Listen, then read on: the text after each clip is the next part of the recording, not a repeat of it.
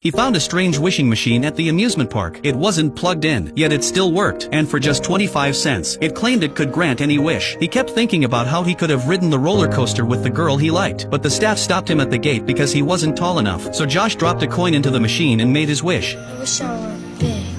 As the coin fell into the slot, a small card popped out. On the back, it said his wish had already been granted. Josh didn't take it seriously. He thought it was just someone's silly prank. He had no idea this would be the start of something unbelievable. That night, strong winds swept through the sky, and thunder echoed outside. Josh fell asleep very late, but his body had already begun to change. The next morning, he got up like he always did, though something about his body felt heavier. He walked into the bathroom to wash his face, and froze when he saw a stranger staring back at him in the mirror. He could not believe his wish had actually come true. The 12-year-old boy had suddenly aged 10 years overnight. Josh grabbed a few clothes from his father's closet. After getting dressed, he rushed out the door. He wanted to find the wishing machine and change himself back, but when he rode his bike to the amusement park, all he saw was a pile of trash. The entire park had moved away. With no other choice, Josh went back home. He hoped his mother would believe he was still Josh. He told her his birthday was November 3rd, and that he had scored 60 on his last test. I made this for you.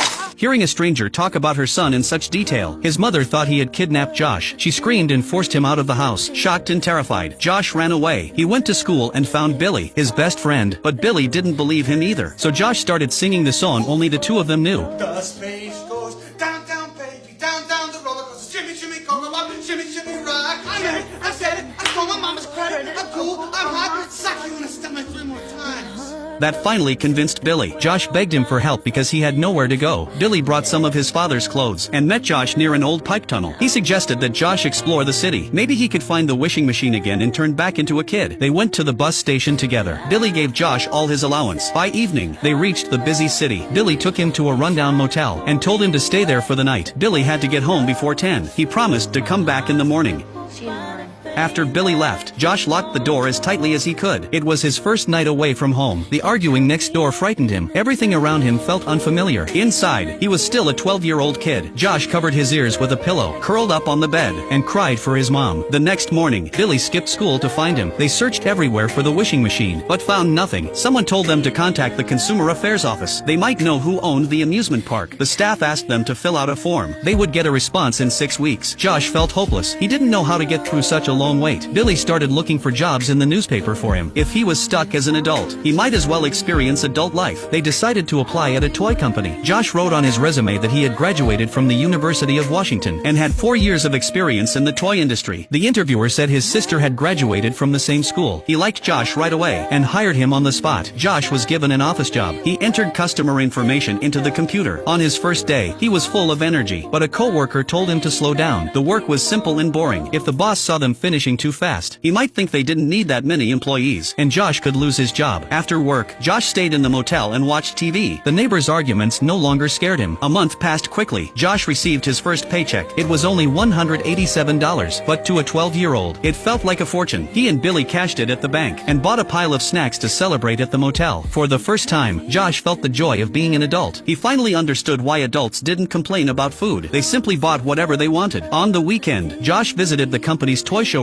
It was like a paradise for kids. He played with everything in sight. People stared at him like he was crazy, but he didn't care at all. He was having too much fun. While he was enjoying himself, the company's owner happened to walk by. You work for me, don't you?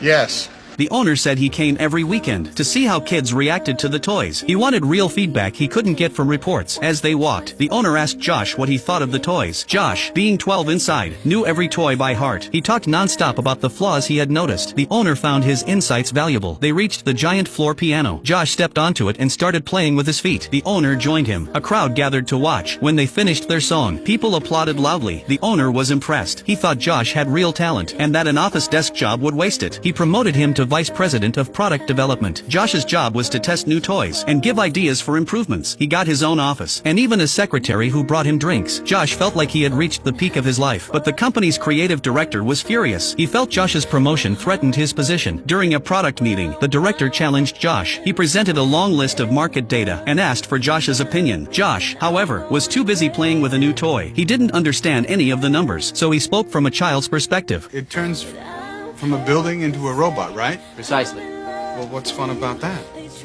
He suggested making prehistoric animals into robots, maybe giant insects with big claws that could pick up cars. Kids would think that was cool. The owner loved the idea. Co-workers agreed it was great, but the creative director felt even more threatened. The company rented a large apartment for Josh. He turned it into a giant playroom. Billy visited whenever he had time. Josh wrote to his mother every 2 days to tell her he was safe. One night, the company hosted a party. Everyone wore black suits, except for Josh, who wore a white tuxedo. The creative director laughed, but the owner told Josh he looked fantastic. Co-workers joked that Josh might get promoted again. Josh wasn't interested in the party. He focused on the food. The creative director's secretary, Susan, was curious about him. She started a conversation and asked if he wanted to take a walk. Josh had been wanting to leave anyway, so he left the party with her. They rode in the company limousine. Susan thought it was a romantic moment, but Josh looked around like it was his first time in a car. He played with the locks and the reading lights. Susan talked about her problems at work, but Josh barely listened. He opened the sunroof and had her stand up through it. His innocence touched her. He was nothing like the men she knew. Susan wanted to see where Josh lived. When she stepped inside, she was stunned. It looked like a child's kingdom. Josh showed her his toys and invited her to jump on the trampoline. She refused at first, but Josh's playful energy won her over. She let herself have fun again, something she hadn't felt in years. Josh gave her a glow-in-the-dark compass ring. He said it would help her find her way in the dark. Susan spent the night peacefully and began to feel something for him. But the creative director, who liked Susan, became jealous. He invited Josh to play tennis, hoping to embarrass him. Instead, Josh played surprisingly well. Angry, the director acted out and injured him on purpose. Susan gently treated his wound. Josh didn't understand why the director hated him. He punched you